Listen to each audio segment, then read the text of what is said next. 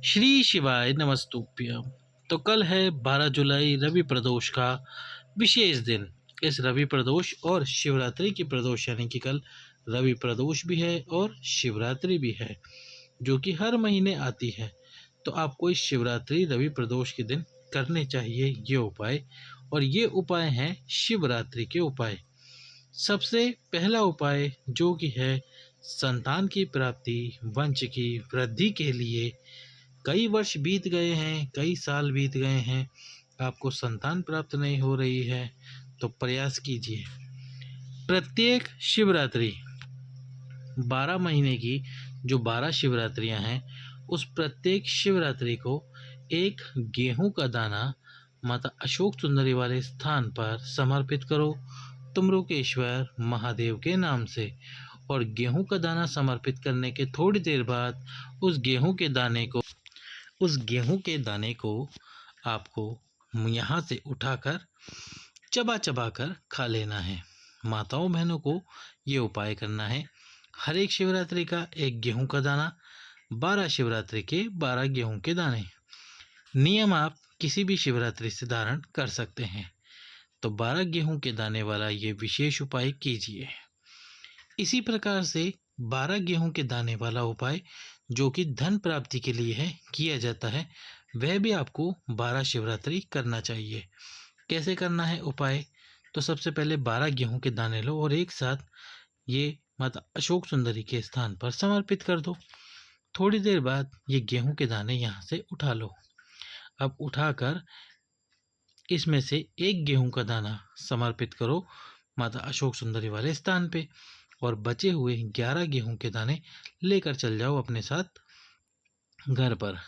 अब हर महीने जैसे जैसे शिवरात्रि आते जाए, वैसे वैसे हर महीने की एक एक शिवरात्रि पे एक एक गेहूं का दाना समर्पित करते जाए। 12 महीने की शिवरात्रि का ये 12 गेहूं के दाने वाला उपाय ज़रूर करें धन प्राप्ति के लिए। तीसरे उपाय की तरफ चलते हैं। तीसरा उपाय है वो है संतान प्राप्ति के लिए पार्थिव शिवलिंग वाला उपाय। ये पार्थिव शिवलिंग वाला उपाय कैसे करना है? तो आपको पार्थिव शिवलिंग का निर्माण करना है शिवरात्रि के दिन। अब पार्थिव शिवलिंग का निर्माण करोगे शिवरात्रि को, और फिर आपको क्या करना है, जो पार्थिव शिवलिंग आप बनाओगे, जो मिट्टी लाओगे, उस मिट्टी में आपको 3 में से कोई भी एक वस्तु उस मिट्टी के अंदर डालनी है। या तो गाय का दूध, या फिर गाय के दूध से बना हुआ घी, या फिर गाय के दूध का मक्खन। घी ना हो, मक्खन ना हो, तो आप गाय का दूध उस मिट्टी में डाल दीजिए, और फिर उस मिट्टी से आपको बनाना है पार्थिव शिवलिंग। पार्थिव शिवलिंग बनाकर पार्थिव शिवलिंग की पूजन अर्चना कीजिए, और फिर उसका विसर्जन कीजिए। जब पार्थिव शिवलिंग की पूजन अर्चना करें, तब आप 21 गेहूं के दाने संतान कामना करते हुए पार्थिव शिवलिंग के ऊपर जरूर समर्पित करें। इस प्रकार से आपको करना है ये विशेष उपाय। कब?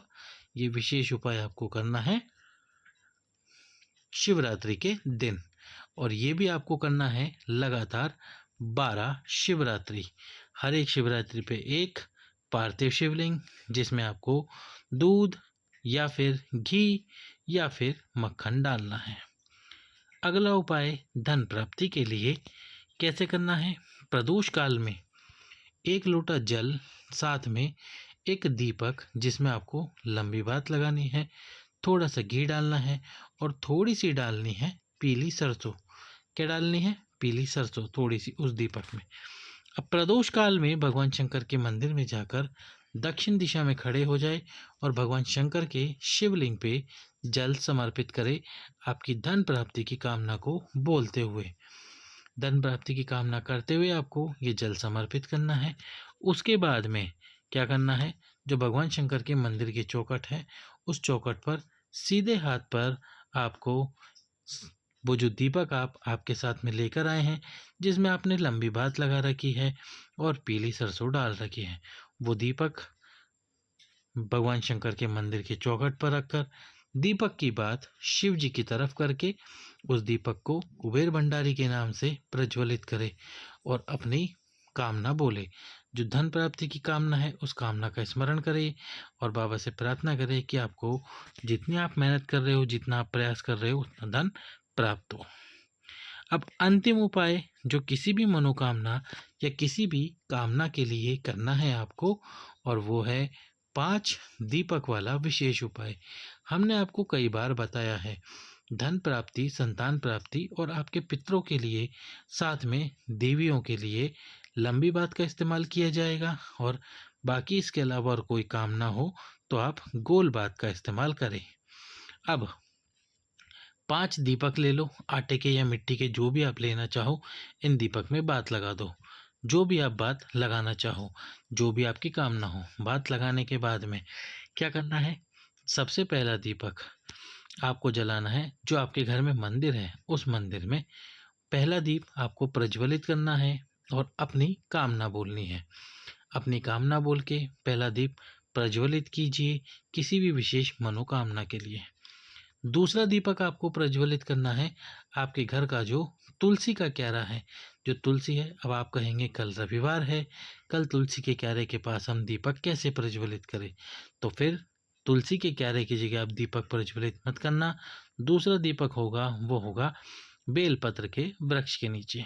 तीसरा जो दीपक आपको प्रज्वलित करना है वो करना है आंवले के वृक्ष के नीचे। जो आंवले का वृक्ष हो उसके नीचे तीसरा दीपक प्रज्वलित करो।